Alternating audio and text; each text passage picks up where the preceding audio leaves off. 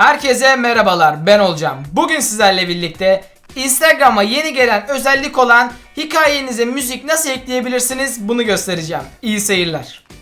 İlk olarak Instagram uygulamasını açıyoruz ve buradan hikaye paylaşacağımız bölümü açtıktan sonra benim dediğim işlemleri uygularsanız kolay bir şekilde hikayenize müzik ekleyebilirsiniz. Ama bundan önce dikkat etmeniz gereken birkaç şey var. İlk olarak Instagram'ınızı güncellemiş olmanız lazım. Bu özellik hem Android'de hem de iOS için gelmiş durumda. Yani uygulamayı güncellediğiniz zaman bu özelliğe kavuşmuş olacaksınız. İlk olarak Instagram'ın hikaye bölümüne fotoğraf eklememiz lazım ki üstüne müzik ekleyebilelim. Veya daha önceden paylaşmış olduğumuz gönderileri de hikayeye ekleyebiliriz. İsterseniz ilk olarak paylaşmış olduğumuz gönderiyi hikayeye nasıl ekleyebiliriz? Onu göstereyim. Instagram profilimize gittikten sonra paylaşmış olduğumuz bir gönderiyi seçiyoruz. Buradan yorum bölümünün yanında bulunan oka bir kere tıklıyoruz. Tıkladıktan sonra hikayeyi gönderiye ekle butonuna basarsanız gönderiyi hikayenize kolay bir şekilde ekleyebilirsiniz. Ama ben bu şekilde yapmayacağım. Galerimde bulunan bir fotoğrafı hikayeme ekleyeceğim. Bu yüzden hikaye bölümüne tekrar geçiş yapıyoruz. Hikaye bölümüne geldikten sonra resmimizi aktarabilmemiz için sol alt bölümde bulunan kutucuğa bir kere tıklıyoruz. Ve benim burada daha önceden telefonuma yüklemiş olduğum görseller yer almakta.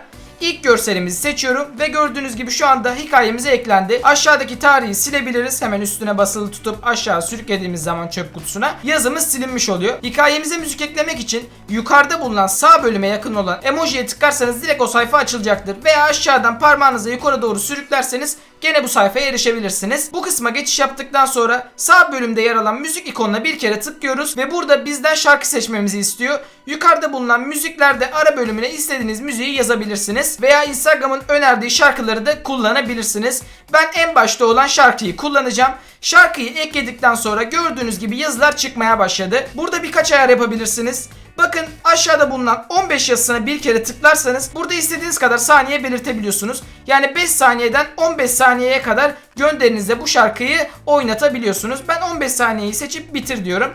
Ve bitir dedikten sonra aşağıdaki kutucuğu sağa sola sürüklediğiniz zaman şarkının nerede başlayacağını da ayarlayabilirsiniz.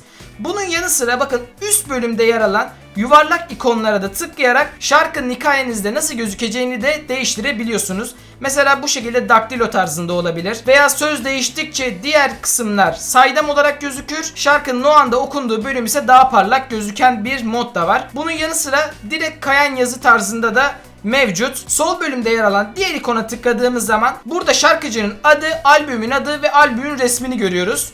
Diğer ikona tıkladığımız zaman albümün resminin daha büyük olduğunu ve altında gene albümün adı ve şarkıcının adı yer almakta. Bu şekilde Instagram'ınıza müzik ekleyebilirsiniz. Ben şunu seçerek bitti diyorum. Bitti dedikten sonra gördüğünüz gibi müziğimiz hikayemize eklenmiş durumda. Bu arada video esnasında müziğin çalmamasının sebebi teliften kaynaklı bir durum. Bu yüzden müziği eklemedim. Yani normalde sizde müzik çalacaktır. Benim uyguladığım işlemleri yaparsanız. Müziği ekledikten sonra basılı tutarak konumunu değiştirebiliyorsunuz. Ben şu şekilde konumunu bırakıyorum. Son olarak şarkının rengini de değiştirebiliyorsunuz. Yazınızın üstüne bir kere tıkladıktan sonra yukarıda bulunan renk paletine tıklarsanız yazının rengini değiştirebiliyorsunuz. İstediğiniz renkte yapabiliyorsunuz.